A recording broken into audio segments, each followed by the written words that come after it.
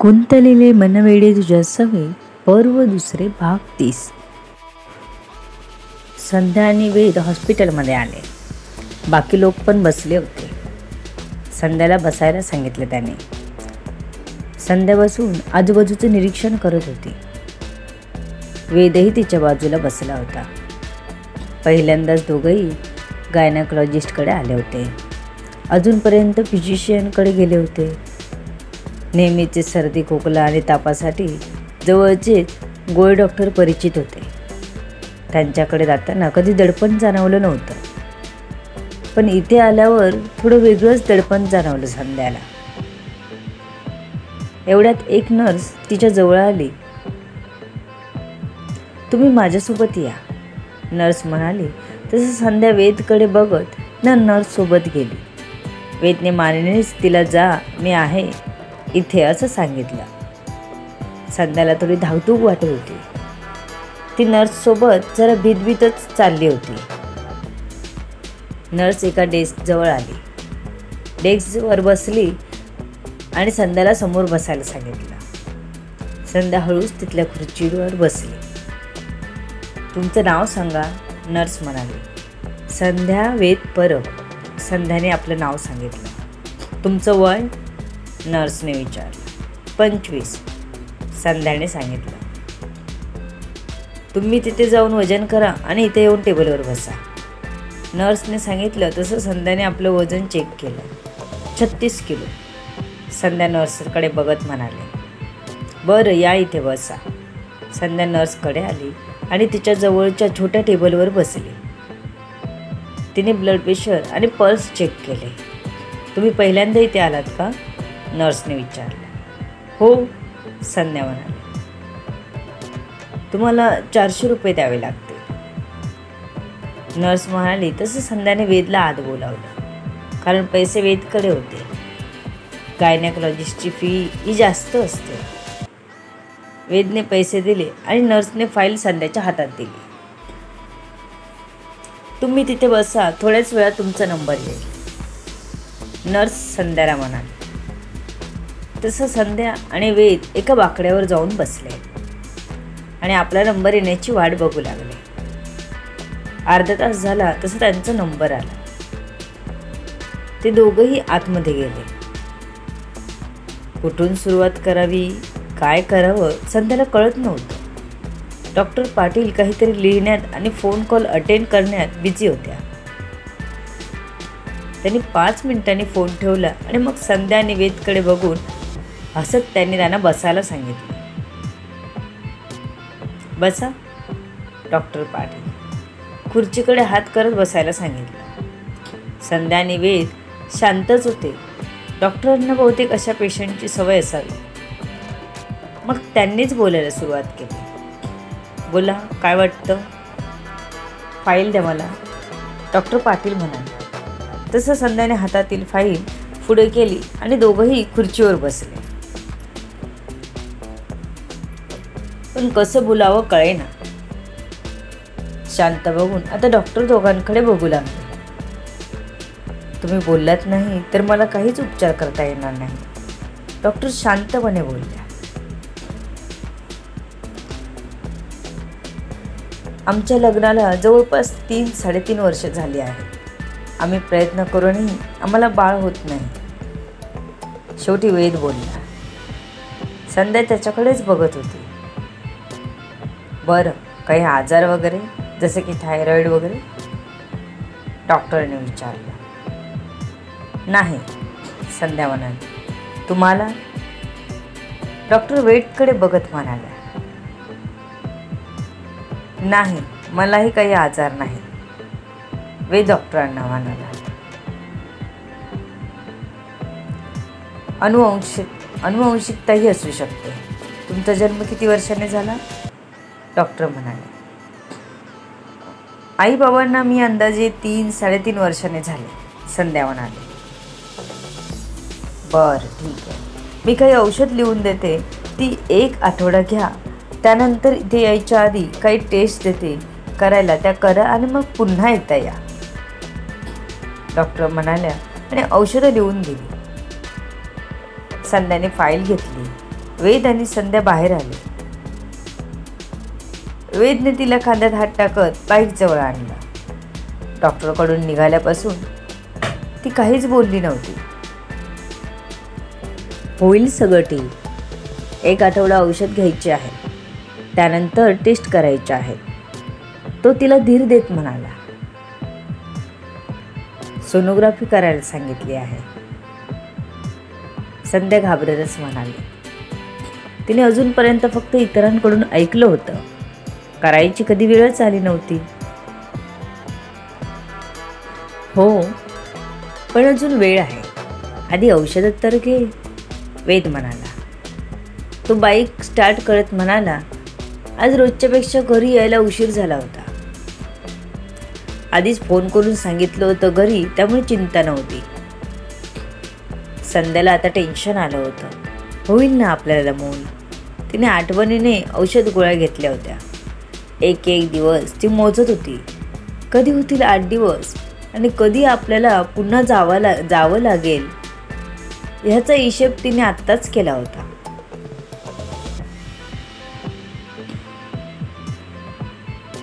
वेदने आज कामावरून सुटल्यावर आठवणीने सिनियर सिटीजन्स क्लबची चौकशी केली, पण इथे कुठेच नव्हता. शोधून आणि विचारून दमला होता बिचारा. गुगलवर जवळपास कुठे दाखवत नव्हते. होते ते लांब दाखवत होते. एवढ्या लांब बाबांना एकटं पाठवायचं म्हणजे रिस्क. तो घरी चाललाच होता की एक म्हाताऱ्यांचा ग्रुप मस्ती मजाक करत एका गार्डनमधून बाहेर आला.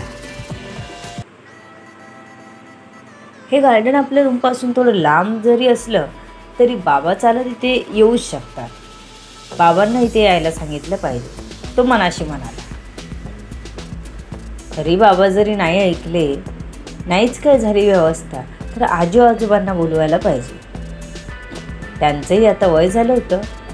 दोघांना गावी खूप आवडायचं. आजोबांना पेन्शन होती, ते आपल्या दोघांचं करून व्यवस्थित होते. आजी आजोबा घराभोवती अजूनही भाजी करायची. काकडी वगैरे खायची मजा वेगळीच. चिबूड पण खायला मजा यायची. हल्ली 2 वर्षात गावी जाता आलं नव्हतं, नाहीतर दरवर्षी गावी आजीच्या मांडीवर झोपायचं लाडाने. आईचं आजारपण वाढलं आणि मग जास्त गावी जाता आलं नाही, पण यावर्षी गेलं पाहिजे. वेदच्या डोळ्यासमोरून बालपण झरझर निघून गेलं. आई गेली, आजी आजोबांच्या जिव्हारी लागलं होतं, पण ते काहीच करू शकत नव्हते. देवाला सारखे सांगायचे की देवा आमची पोरगी आहे, ती इथेच लहानाची मोठी झाली, तिला वाचव. पण वाचवून त्यांच्या हातात नव्हतं. आई गेली हे सर्वांना चटका लावणारं होतं. त्याचं मन पुन्हा दुःखी होऊन लागलं. इतक्यात संध्याचा फोन आला, तसं तो विचाराच्या तंद्रीतून बाहेर आला. फोन उचलून बोलून ठेवला आणि घरी यायला निघाला. वेदने संध्याला घरी आल्यावर सांगितलं, ह्या वर्षी आपण गावी जायचं. बाबांना बरं वाटलं तर थोडे दिवस राहू दे गावी. उलट त्यांची तब्येत सुधारेल अजून. त्यांच्यासाठी मी ग्रुप शोधायला गेलो होतो, पण नाही भेटले. म्हटलं गावी राहिले तर खूप चांगलं. एकत्र आजी आजोबांसोबत छान राहतील ते. आपल्या लक्षातच आलं नाही. आणि तसंही गाव त्यांना खूप आवडतो, पण त्यांना जायचं असेल तरच. मी त्यांना आधी विचारेन.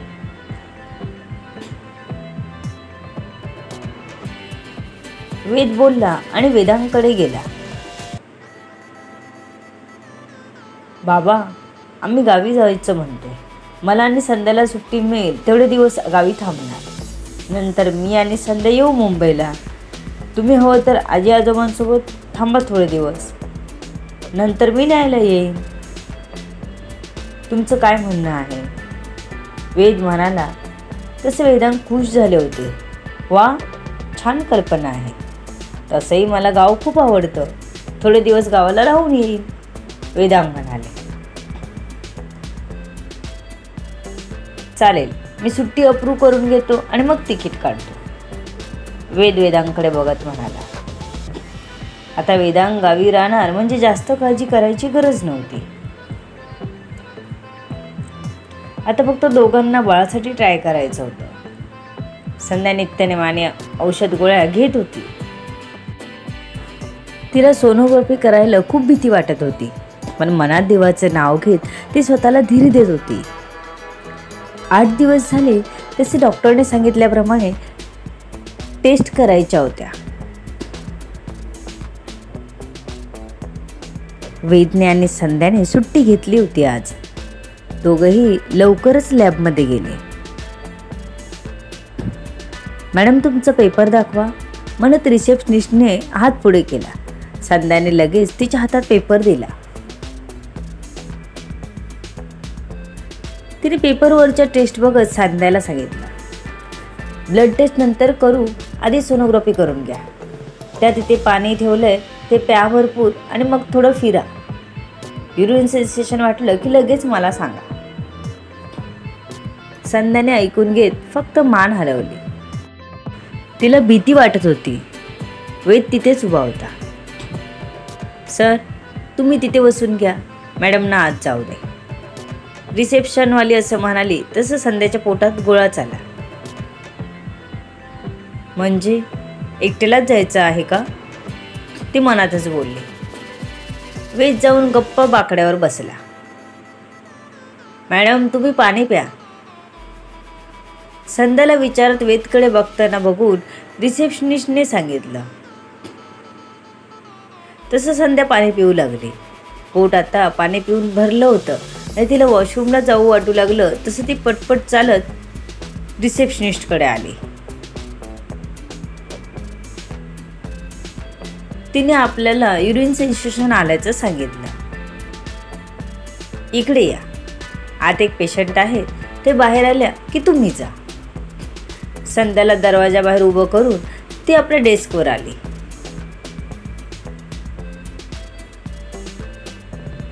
संध्या आतला पेशंट कधी बाहेर येतो त्याची वाट पाहू लागली. 10 मिनिटं झाली. आता संध्याला जोराची वॉशरूमला आली होती. तिने कसंबसं कंट्रोल केली आणि ती पुन्हा रिसेप्शनकडे आली.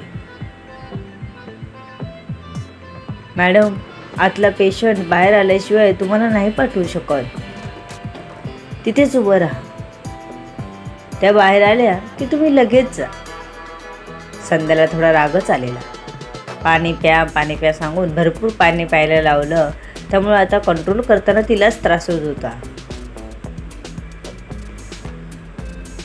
ती आता वॉशरूमला जावं का या विचारात असतानाच तिच्या समोरचा दरवाजा उघडला.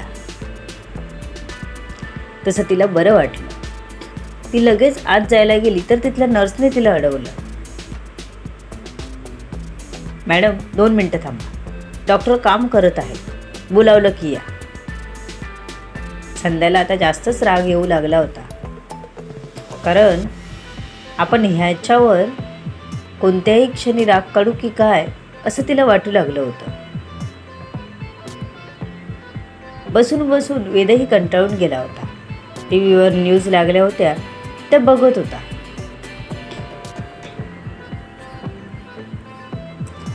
संध्याला 2-3 मिनिटांनी आत बोलावलं. तसं ती हळूहळू चालत आत गेली.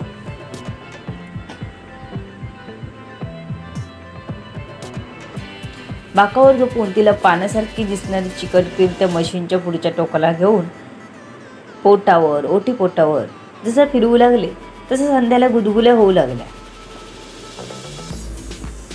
ती कसंबसं स्वतःला तिथे कंट्रोल करत झोपून होती. 10 मिनिटांनी तिला उठायला सांगून टिश्यू पेपरने पोट पुसायला सांगितलं. तिने लगेच बाहेर येऊन वॉशरूम गाठला. आत्ता तिला बरं वाटलं होतं.